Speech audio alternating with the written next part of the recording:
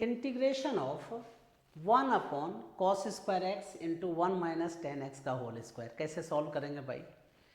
देखो ये सारे क्वेश्चंस समझिए कि ये पीवाईक्यू टाइप का क्वेश्चन है, ये बोर्ड के लिए बहुत इंपॉर्टेंट क्वेश्चन है और जेई के लिए सारे बेसिक्स क्वेश्चन हैं। इसी से आपके बेसिक्स सॉल्यूशन एबिलिटी आपके पास बनेगा, मतलब प्रॉब्लम को कैसे आप सॉल्व करेंगे इसकी एबिलिटी डेवलप होगी बच्चा इसमें आपको।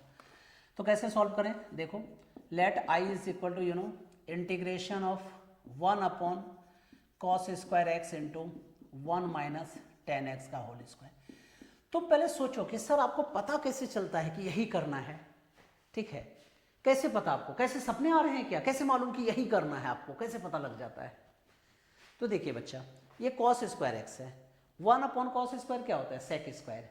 ट्रिगो के फॉर्मूला, डिफरेंशिएशन के फॉर्मूला एकदम स्मूथ कर लो, इंटीग्रेशन का फॉर्मूला स्मूथ कर लो, तब ये सब क्वेश्चन लगाओ बच्चा, नहीं तो फिर गड़बड़ हो जाएगी।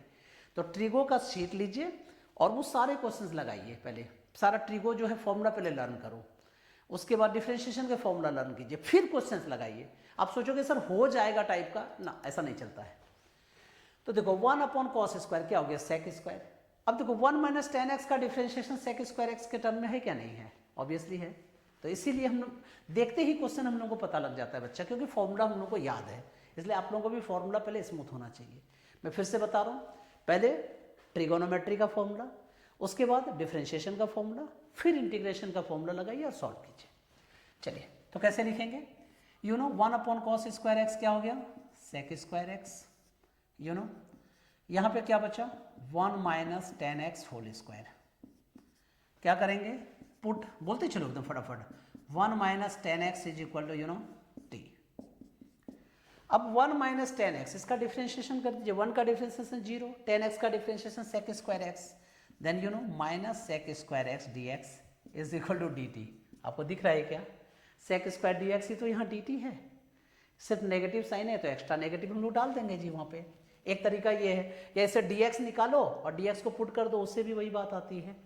तो minus sec square x d x को क्या लिखेंगे, d t upon t square, yes और नो।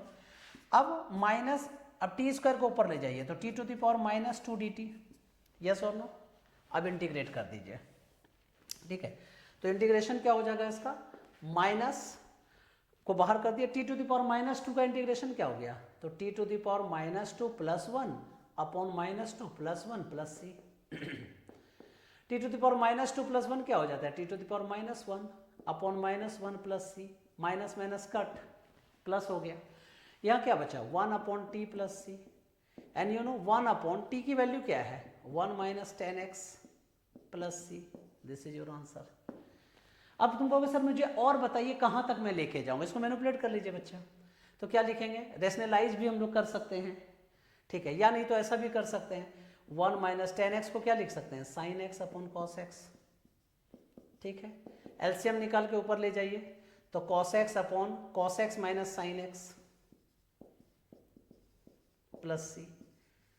तुम कहो सर और क्या कर सकते हैं, और कॉस एक्स का फॉर्मूला लगा दो, cos square x by 2 minus sine square x by 2, ठीक है।